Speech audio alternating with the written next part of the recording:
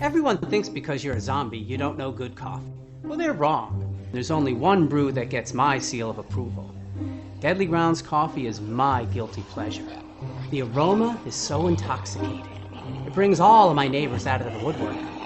Deadly Grounds coffee. Coffee to die for and zombie approved. It's good to get a little deadly. Use the front door! Oh, they're so disgusting.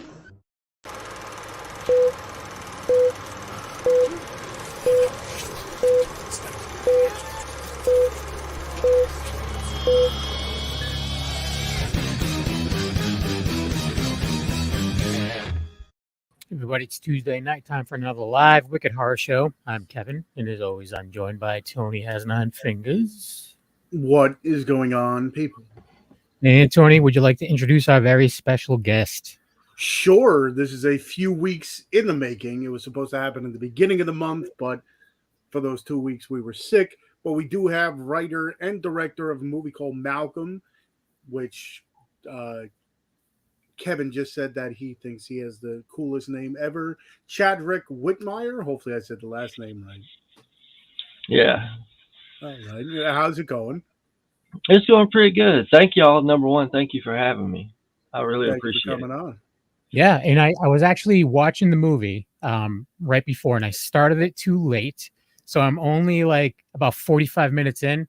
Like he was going through like the interrogation, and then he was in another place. I don't want to ruin it for other people, but it's available right now on Prime Video.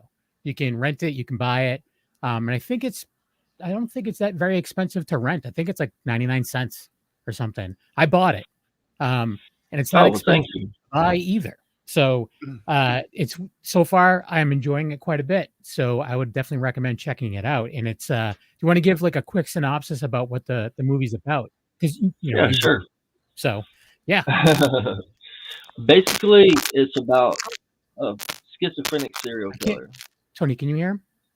Yes. Oh, I can't for some reason. Go ahead. You I'm can't sorry. hear me? I can now. That was weird. Sorry, go ahead. I think there's a lag. Oh. But anyway, it's about a schizophrenic serial killer and what he has to do to deal with the voice in his head and how the voice, makes his every move, Yeah. So that's pretty much in a nutshell what it's about. But it goes into, you learn a little bit in there about what schizophrenia is and how it really does affect people. Yeah, and it's one thing that I would think would be very difficult is, especially in like a lower budget movie, is how do you portray someone with schizophrenia and to the point of knowing when he's one person, knowing when he's another person. And I really think that the actor who I just looked him up on YouTube too, and I forgot it. Forgot his name. What was his name? Oh, Alex. Yeah, Alex Jabo. Yeah. I thought he did a great job. He's gonna he had like an accent for his main character, and then when he went to another character, it was a different kind of accent, different kind of way he's speaking and everything. It was very cool. Just real quick, Sergio's in the chat saying what's up.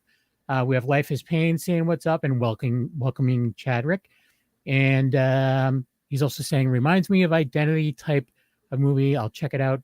Schizophrenic serial killer.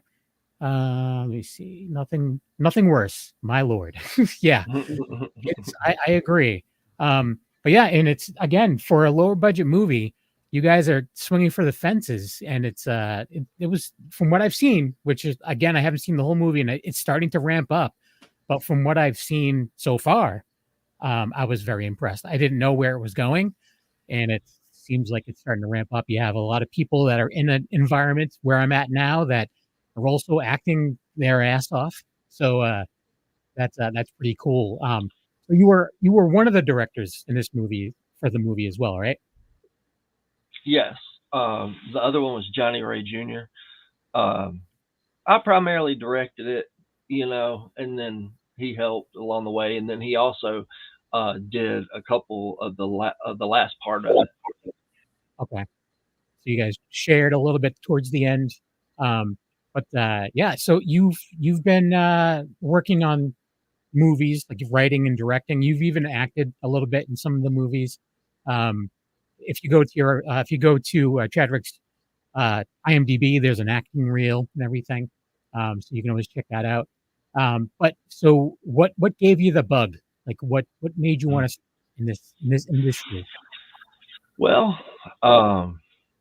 it kind of like how it started out. I was like 3 years old, and I remember they told me that when I was that young, I used to run around saying I want to be like Burt Reynolds because of that show that was on at the time. Evening Shade. What was it? Evening Shade, maybe. Oh, maybe something like that. Anyway, I was young and I had seen the show or whatever, and knew who Burt Reynolds was apparently. And then as time went on, I kind of one day I said, it would be cool to be an actor or whatever, and I started doing, got into doing middle school theater in middle school. Mm-hmm. And I went. Actually, it's funny because I've got this movie. It was called All Over Again, but they changed it to gosh, I can't remember the name. Something Time. But anyway, it's a kind of like a family type of movie. Anyway, I was background on that movie back in 2001. Mm-hmm. And things just went from there. I did theater in high school. I did community theater as much as I could, do. And it really wasn't until 3 years ago I started taking acting classes. And I learned what I didn't really want to do, which was be an actor. But yeah, so doing that, got into it, and my confidence was better, So yeah, that's pretty much in a nutshell of how it came to be. And so it's been about 3 years, maybe a little over 3 years, and I did a short called Barnes Funeral Home. And I don't have that listed, but if you guys want to see it, I'll send it to you. But it's not my proudest moment, but it is my first thing. Yeah, but I mean the good thing is, like, I'm a fan. Tony's a fan of watching progression. So, you know what I mean? So I like to see people's first stuff, like their early stuff, because it just shows where you're starting, like how, like, almost with the project, what you learned kind of deal, So that's I learned that on that project I did everything. I did DP, I did producer, I did everything down to the editor. And the biggest thing I learned is you're not good at all of this stuff. Yeah, we've had plenty of people. Well, a lot of like the independent directors and stuff have multiple hats. And then once you get like a community going, you could tell the difference between, okay, I did everything myself here, and then the next one I had a little bit of help, and then the next movie, okay, you grow the community, and then it's like, okay, I only had one hat, and you could tell the difference between, okay, I could focus all my time on this as opposed to, having to run around, do everything. Yeah. So, but like Kevin said, we like to see the progression from the, okay, this is my first thing, and then you learn and take the necessary steps, and then by the end, because everybody starts somewhere. So right. If I see a movie that I absolutely love, I'm like, I want to see their first movie.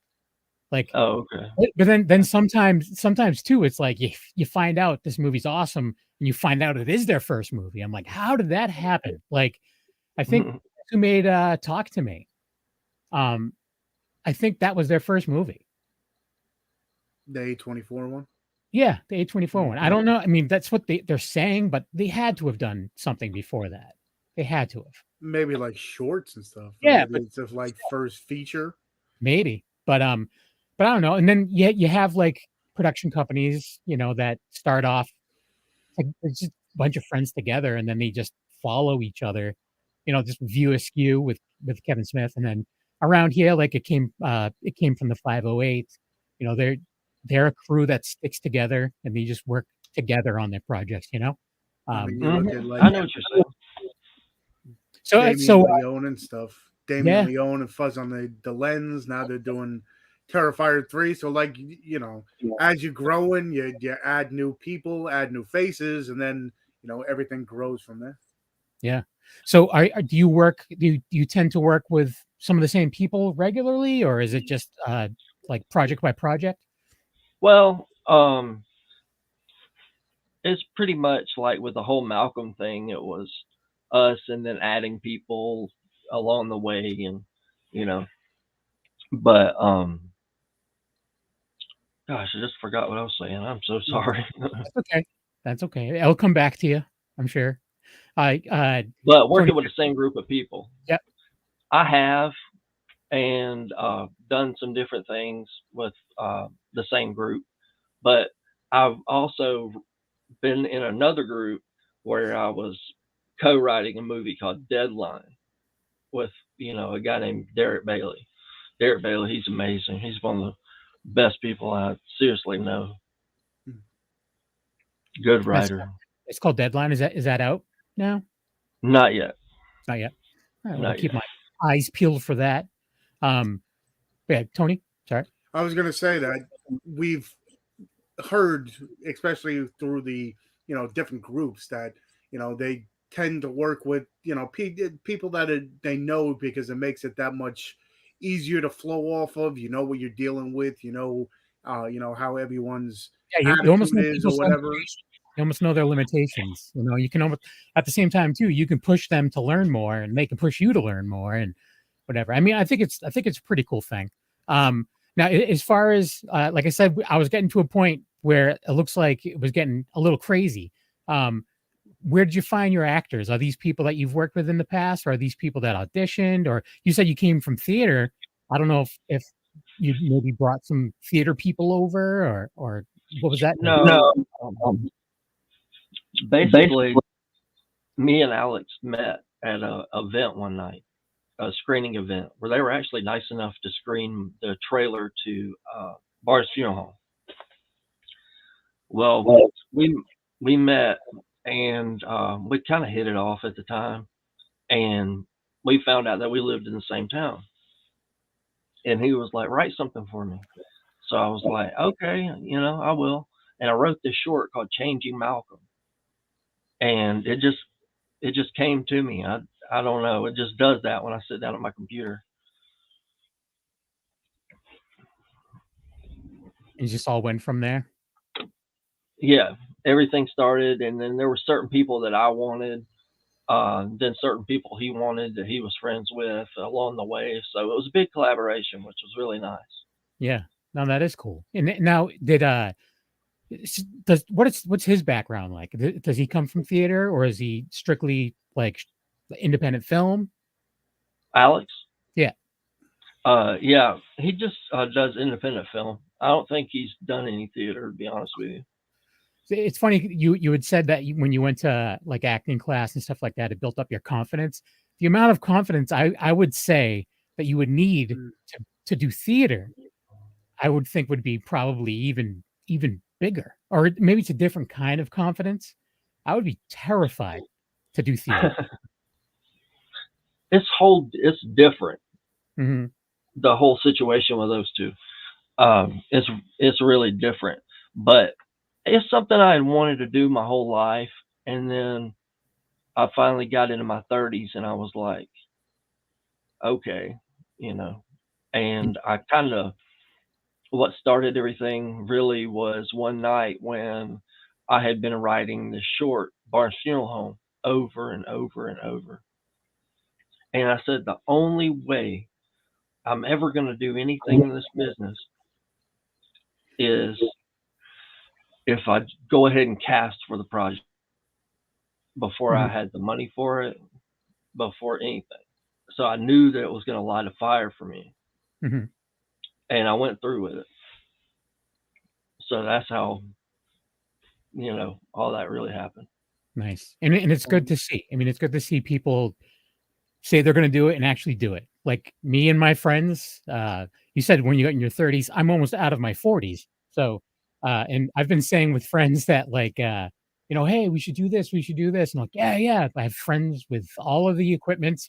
I have friends. We all have great ideas. At least I think we have great ideas. Mm. And it's just a matter of actually doing it. And It's just, tough. yeah. Because especially nowadays it actually might be a little bit, easier to even get the stuff out there between, Tubi and Shutter and stuff like that. I mean, Or even back YouTube. then, Even as far as like independent filmmakers, it's getting people's eyes on it in general. true. You know, it's not necessarily like if you're making like a no budget movie, that your first thought shouldn't be, I want to make $1 million with this thing. It should be, I Oh want yeah. people's opinions. I want to see what I'm doing wrong here. And I want people to see it and see if they like what they're seeing. You know, Hmm. that should be, I would think that would be the first step. Make sure you're making something that's palatable, you know? Yeah. Exactly. But then after that, after you get a few under your belt, then maybe start looking at other things like getting your movie on Amazon and maybe getting it on like other platforms or even Tubi, where it's got commercials in it. But then again, so does YouTube. Well, it's on Tubi. Oh, it is. Hmm. Malcolm's on Tubi as well. It's on Amazon Prime, Tubi, something called Reveal, something like that. Hero Go TV, and then it just got something else recently, but it just says Future Today on there. Oh, so hopefully Life is Pain can track it down now. He might be able to do it just on Prime, but because he's in another country, he's over in the UK, I believe, and it's tough sometimes because I don't think they have Tubi over there. Oh, okay. So there's been a few times where he's like, "Oh, I want to see this so bad," and he just can't because it's not available to him. So there's been a few times they've looked up where it's at to see if there's anything available over in the UK. But yeah, I mean, I told him to use a VPN and try Tubi, and I guess it doesn't work because I can use a VPN and make it look like I can go to Netflix and watch more UK stuff. So I don't know. I guess it doesn't work the other way around. Maybe they're stricter over there. I don't know. But we also had some of the cast from yours. Celeste, we had her on a few times for a few of the movies she's getting in, and it seems like you, because she is one of those work with people before. We've had her on a few. What is it? Phantom Fun World. Mm-hmm. She was in. So she seems to have that like crew around her too. Did you know of her beforehand? Did you have like the her character in mind, or how did that work out? Actually, Alex wrote that part. But the whole thing was the idea that they were going to be in a certain situation, which y'all probably know the situation that they're in. But yeah, I didn't know anything about her, and I think Alex had sent me a picture of her and said, "Hey, I'm going to get her to play the part of this character that I wrote." And I was like, "Oh, okay." So now, was it like a 50-50 collaboration for the writing? I know you said for directing you did, most of it except for towards the end. Was it like you and Alex sitting together, or it was like, okay, you write your version, I'll write my version, we'll get together and then we'll see how we differ, or how does that like a co-writing go? well, what actually happened was I wrote chapter 1 through 4, and he wrote 5, 6, and 7. But 7 we actually kind of wrote together. Gotcha. But he did write 2 parts of it. So that might actually add to the the differentness of it. If it's one of those, like, I haven't seen the whole thing either myself, so it's one of those things where, if you're going to be schizophrenic and stuff, it'll add to it if it's like written different, so then maybe the whole thing switches up. Yeah, it's a good movie, and proud of it, to be honest with you, because I know how hard we all worked on it. Well, I mean, especially when you get, I guess we were talking before, where it's sometimes a little, if it's your first go around and you want to just get it out there to YouTube, but now that it's on, the different streaming platforms, have you like heard any feedback from it? Yes, a little bit, and doing better in other areas than I thought, based off of what I originally had planned. But we were going to put it out at Halloween, and then Amazon picked it up before then, and all that stuff happened. So the good thing is, Halloween is a good time for horror, but in a lot of horror fans' eyes, any day is a good time for horror. So, I watch it all the time. So most of my, if it's not like a regular horror movie, it's a documentary that is absolutely like devastating, yeah, because it's, I don't know why. Like, I'll do that and then I'll watch a comedy. It's like, hey, I want one extreme to the other. It's like, I want to be absolutely disgusted with somebody, and then I want to just laugh. I don't know. That's the thing too, is like when I get together with my friends, we just do nothing but make ridiculous jokes. But then we all love absolute, like, disgusting horror movies. Some people, like, with the independent stuff, there's some people that are very opinionated and like, oh, it doesn't look good or whatever. I didn't like this. But my response and Tony's response is always, it's better than anything I've ever made, because I've never made a movie. And let me see what you've made. People are very judgmental about things, and for no reason, and it's insane. And at the end of the day, every actor, for the most part, every director started somewhere, and it is what it is. You start from somewhere and it just takes off, or it doesn't, and you still just make lower budget movies, and some of them become iconic, and they're movies that will stay with someone forever.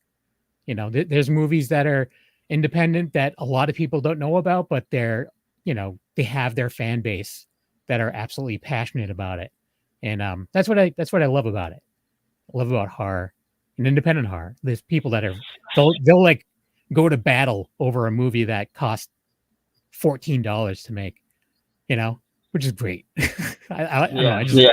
And the reasoning as to why they love it is totally valid, but other people are just like, oh, I want to have a huge name in this movie, or it's garbage, or I want to follow this. I want it to be an exact copy of this movie, or it's not horror. It doesn't make any sense. But I'll get off my high horse now. I'm sorry. But I was looking at some of the movies, and I forget, what was that director's name? The director that we had on.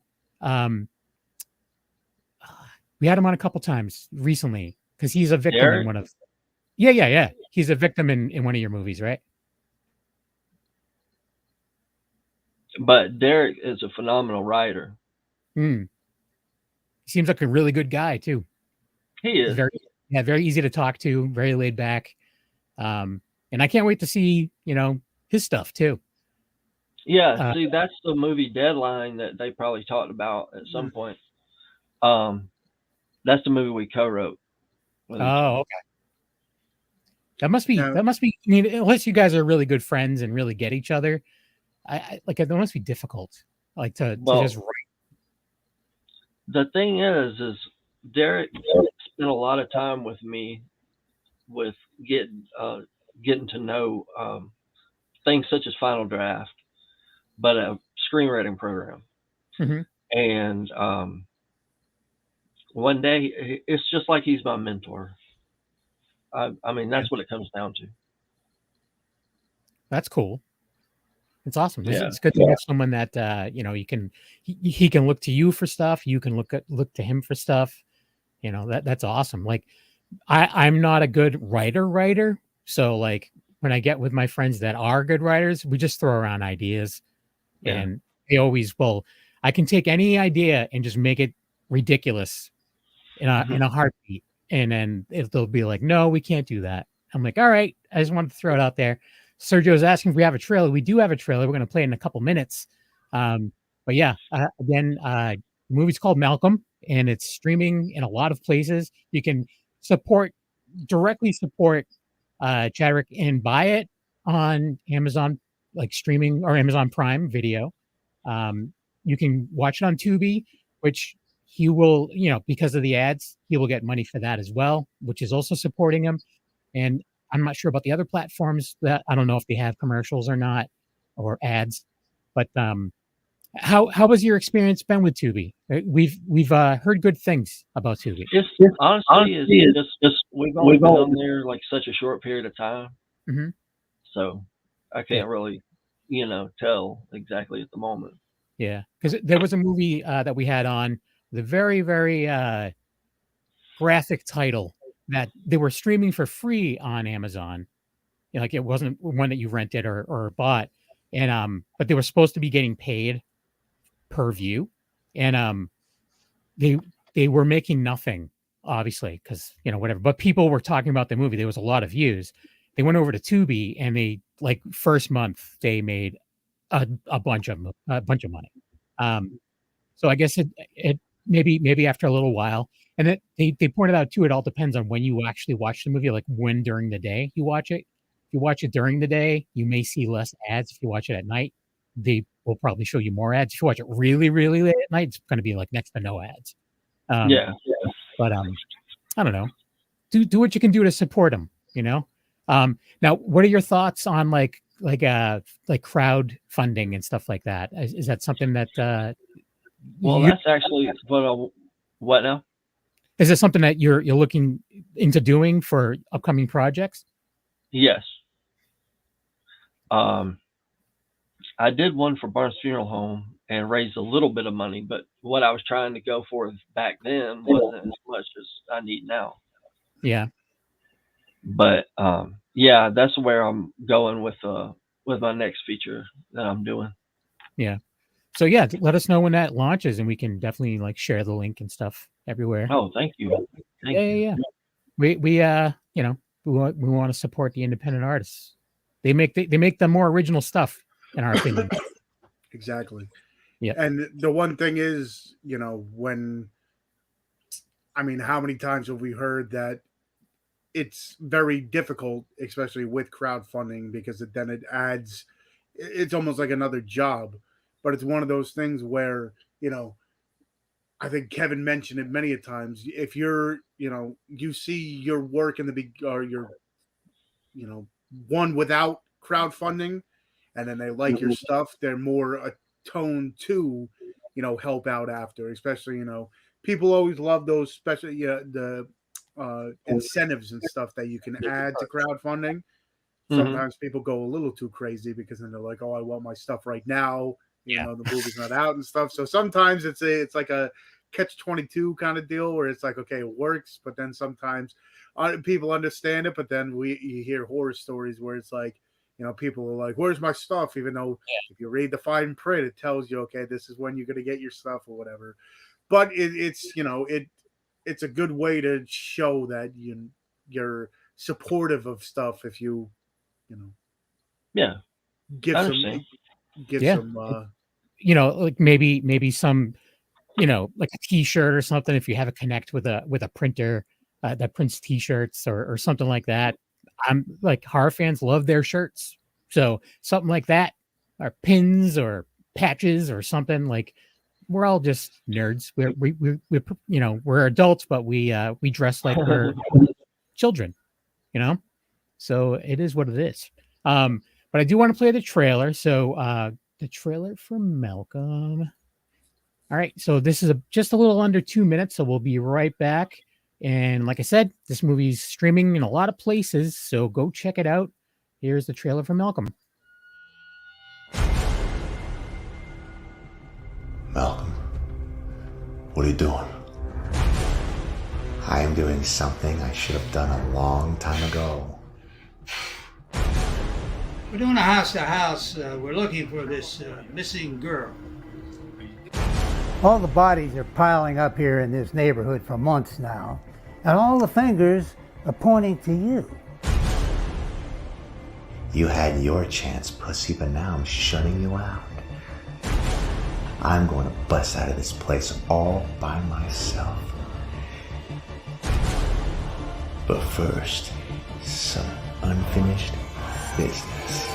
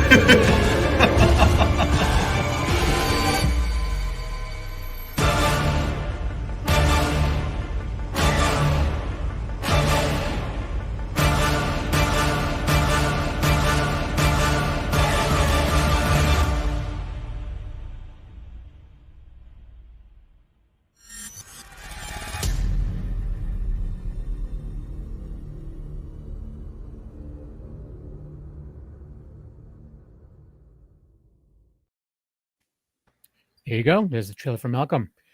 So out of curiosity, were you able to do any kind of like premiere when the movie was done? Like, did you do any kind of screening or anything for people? We did. We did one at the Plaza here in Atlanta, and one at it was in Charleston or something like that in South Carolina. That a guy named Dustin set up. We actually had Dustin on before. Oh, yeah? Okay. He's a fellow TikToker, so he came on. So that's where I first heard of the movie. Actually, is from him. He was promoting it on his not only TikTok but on his social media. So, and then your name came up a few times actually from him, and then Derek, you mentioned your name. So it's kind of, you do have. It seems like you have a little community going with that, so that's always cool. Yeah. Oh yeah, that's great. And I've got another group that's going to be producing one called Lattimore, which is about it's filming soon actually. It's about 3 construction workers that are serial killers, and they go town to town working jobs and killing people. Oh, that's interesting. So I've got that one. Yeah, there's a lot of they're like working different jobs in my life and working retail, and people like there's so many like jobs that are like that, where there's just people are in a town for like a day, and it's just like this is crazy. Like there's so many like people. Like there was a stand-up comic years ago. He was a touring like he would tour the country. He was a stand-up comic that ended up being a serial rapist. Oh wow. Yeah. And he's in prison and everything, but it's just like they were able to match up all of the victims with his tour schedule. That's how they figured out it was him. Like, it's crazy. Damn.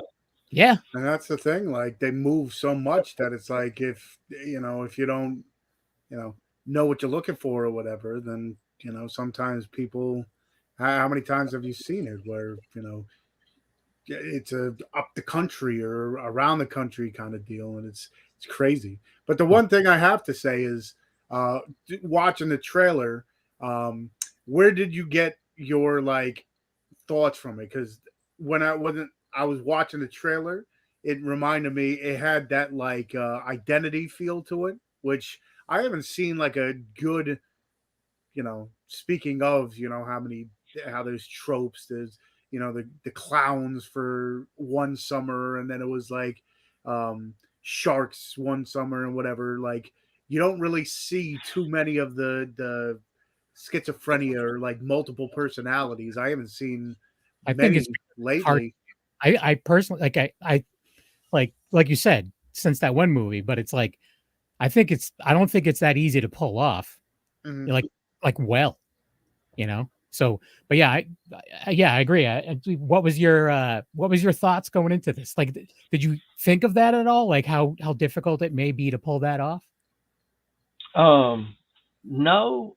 I thought I didn't really think too much about it. I just know that, for example, I deal with mental health problems. I also do I facilitate groups for NAMI, if you've ever heard of that. If not, it's the National Alliance on Mental Illness.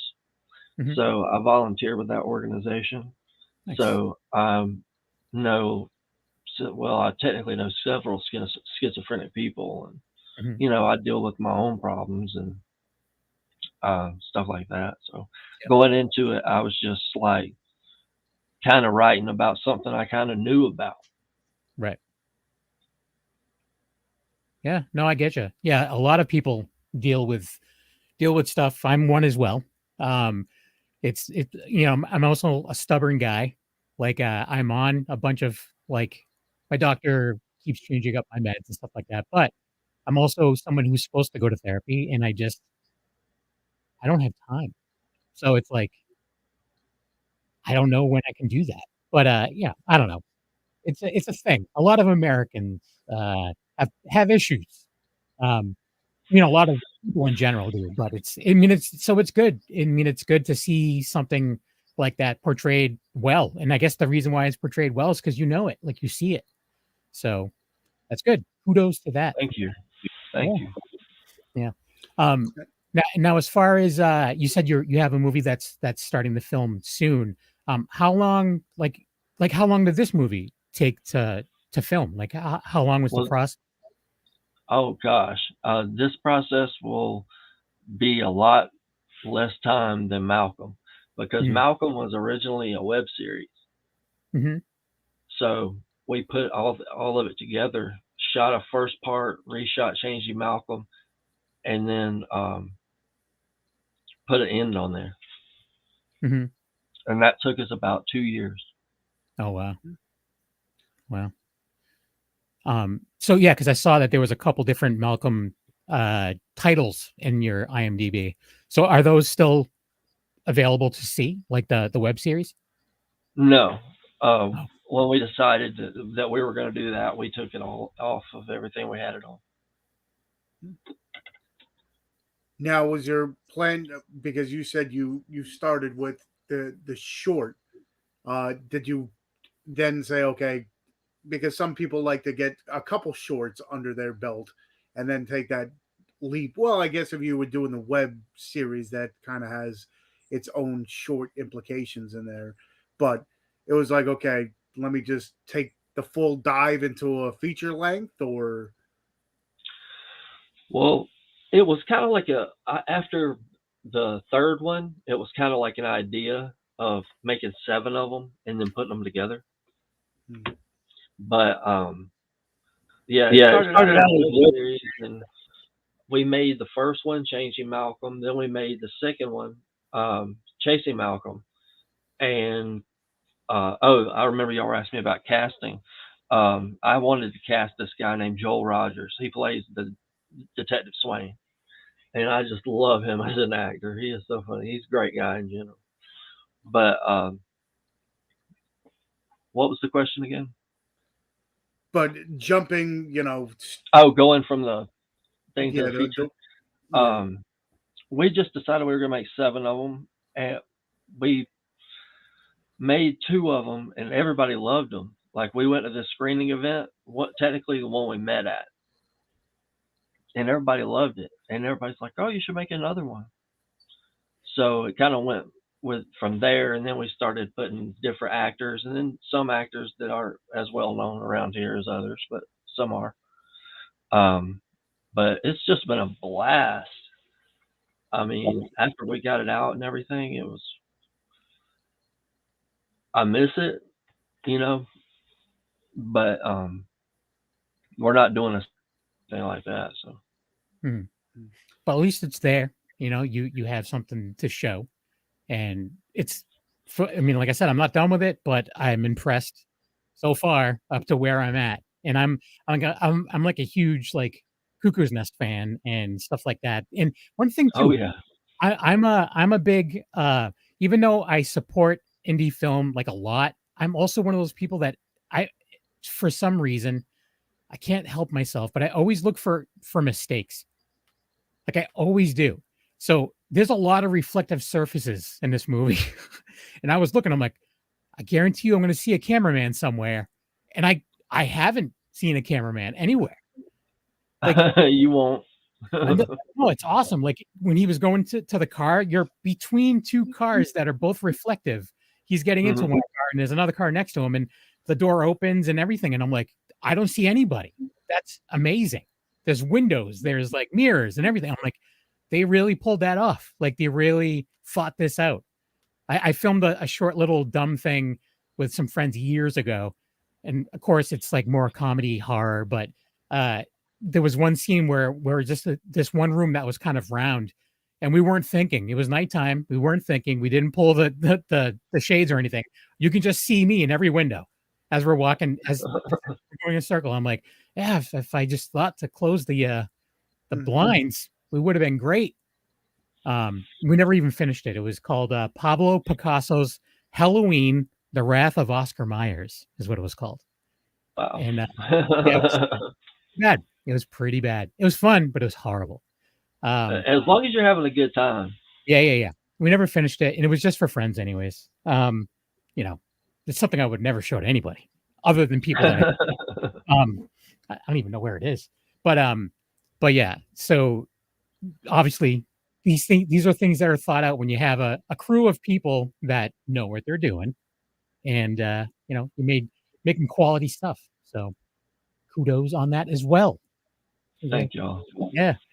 Because like I said, for some reason I'm a stickler for mistakes. I see him in like huge budget movies, everything. I'm like, oh, that's great. They should have done this, and they should have had someone check, actually take a picture of what was on set, because now this is different and it's the table's in a different spot or whatever. It doesn't take it out of it, Kevin always mentions that.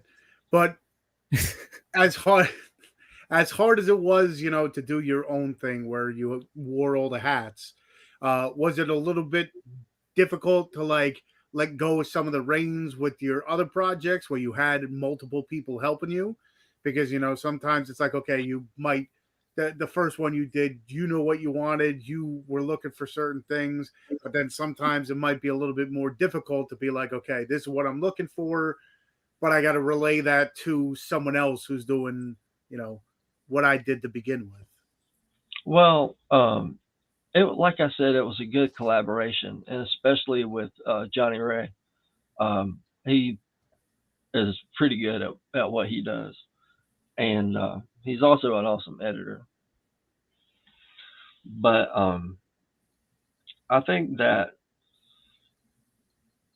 I was okay by the third, fourth one for somebody else to come and see about doing it.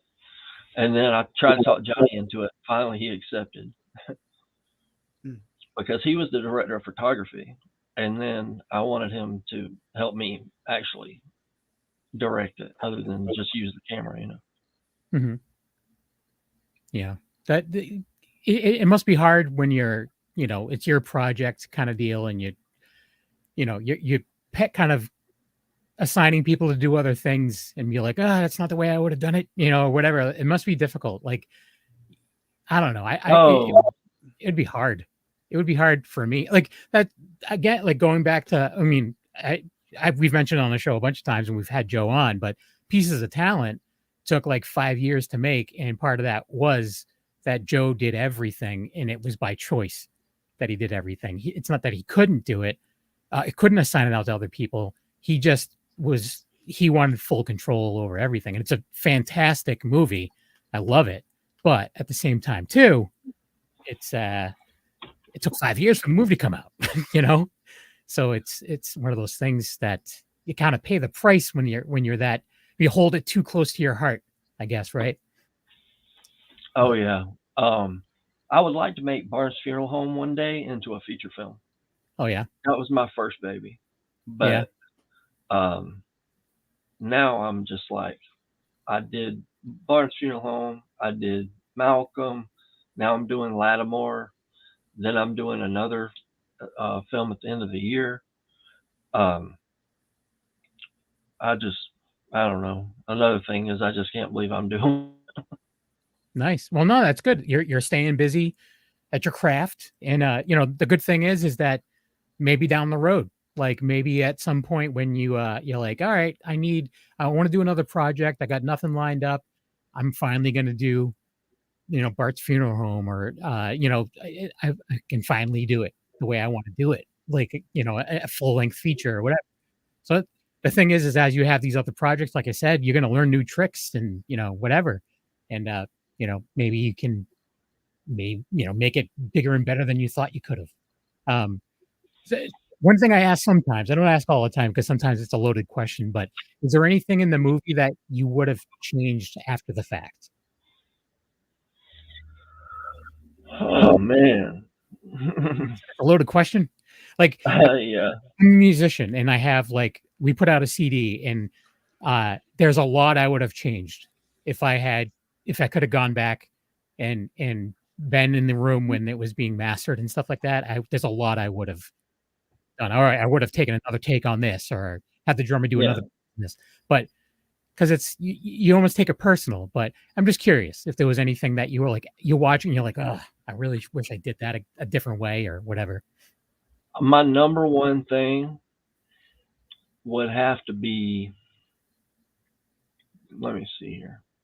My number one thing would have to be when that scene where Joel Rogers or Detective Swain is sitting next to his partner, Detective Harrelson, and he says state prison. It's supposed to say state hospital, but it went so good. The take went so good, I was just like, screw it. Yeah. Sometimes it's like, all right, maybe no one will notice. I didn't notice, honestly, but now I know. So leave it in the. Just kidding. I'm not gonna. Whatever. But yeah, that's. Sorry, go ahead, Tony. I was gonna say, you said you had a screening for the movies. Did you also do the convention route or the festival circuit? Oh, we did the festival thing. Yeah. Alex entered us into a bunch of things. He knew how to deal with all that stuff. But I got an honorable mention for Best Director with Johnny from one of the film things. But he won Best Actor a bunch of times. And we got Best Feature from one. You can see that on IMDb. Yeah. No, that's awesome. And it's great that they have film festivals out there to with independent filmmakers, small filmmakers, whatever. It's like people are getting their eyes on it. That's another way people get their eyes on stuff. Like if I go to a con that they have a film festival, I went to one not that long ago where they actually had a film festival as part of the con, and I was just in that film festival the second I knew where it was and when it was happening, and I was there and because and there was some amazing shorts that I saw, amazing shorts, like shorts that I wish were available to share with my friends.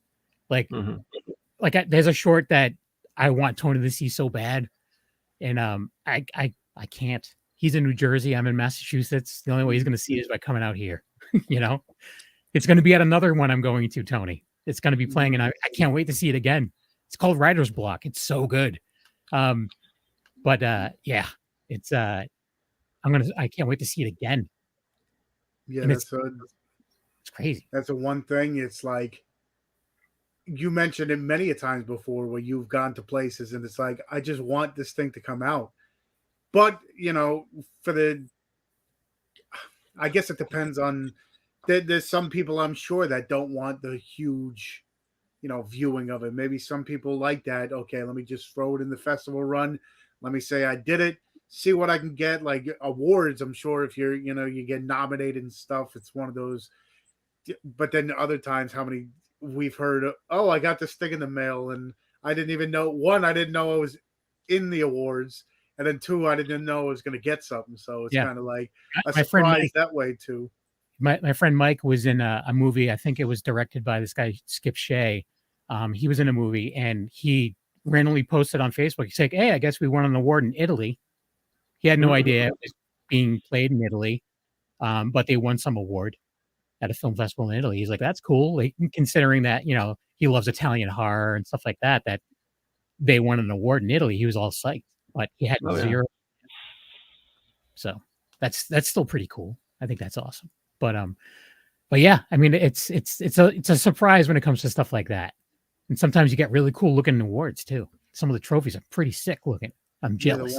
The one from New Jersey Horror Con.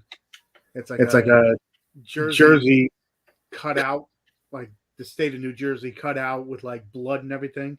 It looks pretty cool. Yeah. I know what's it called? Got one Father Evil. Yep. He posted it the one time. And then when you go into the con itself, they got like a gigantic one. It's pretty cool. Yeah. I don't know. I need to go to one of these things one day. Oh yeah. You totally should. What you should do is you should go to one. And if they're having a film festival there, you should put something in it and just, you never know. Maybe you'll get a big fan base from it. No idea. There's a lot of people that will get a booth at a con, have a movie play like one night, and the next day, there's people waiting at their booth to get autographs or buy a copy of the movie or whatever. It happens. Yeah. It happens. Yeah, like that. Yeah, I'm telling you, it's a good time. Have you ever been to a horror convention? No. I'm telling you, it's different than anything. I mean, I guess the only other thing it would be close to would be a Comic-Con, but there is horror conventions. There isn't romantic comedy conventions. There isn't, actually there are Lifetime or it's a Hallmark Network convention. The Christmas. Yeah. Hallmark Christmas movies or whatever. Yeah, but still, like the amount of people that are willing and able to listen, like if you get a booth, like a lot of times it'll be like $100 for the weekend or, something like that along those lines. And, you can just be there with flyers, or you can even have like a movie playing on a TV or whatever. People will stop and talk to you, watch the movie a little bit, and they'll just follow you on social media. Next thing you know, you get a fan base, Yeah. That's cool though. I mean, I've thought about going, but I never have. You totally but should. If I do, I'll have to go to one that has Bill Moseley there because he's my favorite actor. He's such a nice guy. He is such a nice dude. Have you ever met him? No. So I've met him a couple times. The last time I saw him was the last year of a big show that used to be in Massachusetts. It was in Massachusetts for years. The first con I ever went to. And I noticed, like I parked and I noticed he was struggling to get some stuff out of his car. I'm like, hey, Bill. He's like, hey, man, what's up? And I'm like, need some help? And he's like, I would love that. And I just helped him bring all of his stuff in, like, and whatever. And then, have a great con. And he's like, yeah, you too, man. And then that was it. And great experience. He's a solid dude. He loves to talk shop. He loves to talk music. He loves, he's just a solid guy. Every once in a while, you run into somebody that's just like, I shouldn't have met that guy. My opinions changed completely. It's not very often anymore. It used to be like that a lot, but it's a lot of those people. The fans have spoken, and a lot of them are not around at the cons anymore. They'll try to pepper in some people that maybe shouldn't be there. Like I was at one con that Billy Zane was at, and surprisingly, I heard he. And not very many people were getting Billy Zane autographs because he was literally like, he wanted a table taller than everyone else's, and he was literally making fun of people. Yeah. So people were like, yeah, nice, cool. You're whatever. I know you're in giant blockbusters, but I want to go meet this dude who was in 2 movies that I love that cost, probably your per diem for one day, Yeah. But yeah, it's a great time. You get to meet other directors and talk shop. There's usually an after party, like after every night. You go to the lounge and you're rubbing elbows with the celebrities and stuff like that. It's you never know. You can befriend somebody and get someone with a bit of an iconic name in a movie or something. You should totally do it. Are you in Atlanta? I live right outside of Atlanta. I'm sorry. My headphone direct didn't hear the answer. Right outside of Atlanta. Yeah. Can't hear it. Crap. Sorry, guys. I can't hear you. It's on my end, though. Continue to talk amongst yourselves. Well, it is about time to wrap up. So usually around this time, around the end of the show, we'll, if you have anything to plug, any, social medias that you like people following you. I know I message you on Instagram and stuff. So is there any place specifically that you would like people to follow you for, not only your personal stuff, but for the movie itself? Probably my Instagram, though, at Whitmire Chadrick. But I'm on Facebook more than I'm on anything. And I'm Chadrick R. Whitmire on Facebook. Okay. I can hear you guys now. So those are the best places to follow you, is Instagram and Facebook. And you post updates about your projects and stuff on those in both spots? I do. Nice. What I was trying to say before is that Atlanta, it's kind of a little bit of a hotbed from time to time as far as horror goes, and I'm pretty sure they have some pretty awesome cons out there. So you should totally hit one up. Get your crew together and go hit one up, and just go as just go in, pay a ticket, and go through, just see what it's like. It's a really good time. The experience. Like even this podcast and stuff like that, I've gotten booths and stuff like that, and we get a lot of followers just from that. And it's, oh wow! And that it's just like someone will stop at the booth and I'll explain what we are, and he's just like, "Oh no, I already follow you. I met you a couple of years ago." I'm like, "Oh, cool." He's like, "I just want to say good job and whatever." I'm like, "Oh, that's awesome." We're not trying to sell anything. We're just trying to get people to listen and stuff like that. So it's a good time, and you get to be friends with a lot of people that you see at the cons, like a lot of vendors and stuff will remember me by name. And Thomas, 13th Wolfman is saying they have Dragon Con in Georgia. I know what that is, but I don't know much about it. I mean, I've seen like people taking pictures and like some videos or whatever of like what it kind of like the layout's like. Yep. But yeah, I think I would get enjoyment out of that. Yeah, it's a day. Let me tell you, you're going to be walking a lot.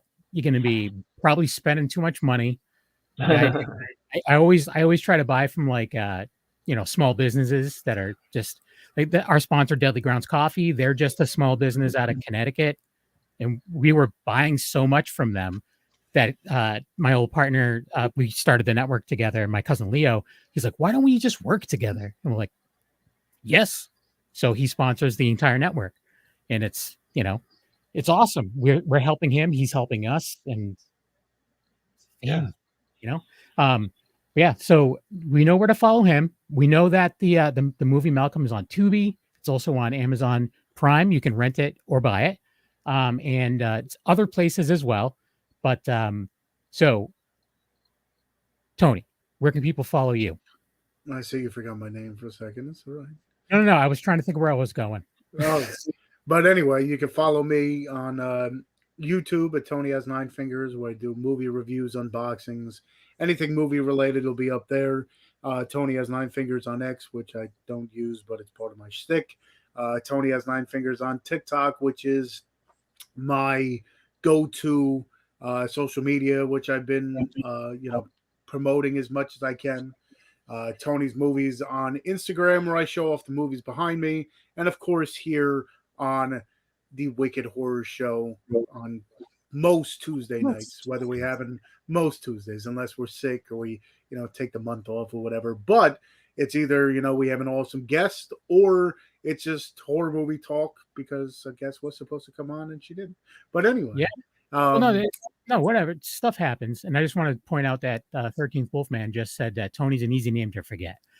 Whatever, Wolfie. So yeah, go follow him everywhere. Like you said, TikTok is where it's at. How many followers you have now? 24,000. 24,000. There you go. Almost to 25. Getting there. Yep. Slowly chipping away. Yep. Just talking about movies and talking about independent movies and stuff too. So that's huge. For myself, you can follow me A Knuckle on Instagram. Besides doing this show with the awesome Tony Has Nine Fingers, I'm also part of That Strange Show, which we are coming back soon. Not sure when. We just wrapped up a season. We're going to be starting another season soon. And I'm also doing The Re-Education of Nancy Ann Ritter, which we sit down with Nancy Ann Ritter, a cast member from the original Scream. And she doesn't know anything about horror, so we try to school her on some iconic horror. Me and my friend Jeremy, we just make her watch a movie and get her reactions and give her a little behind the scenes info and try to change her mind, especially if she doesn't like it. But it's been fun with that. We still have some to record, but I don't know when she's going to be available.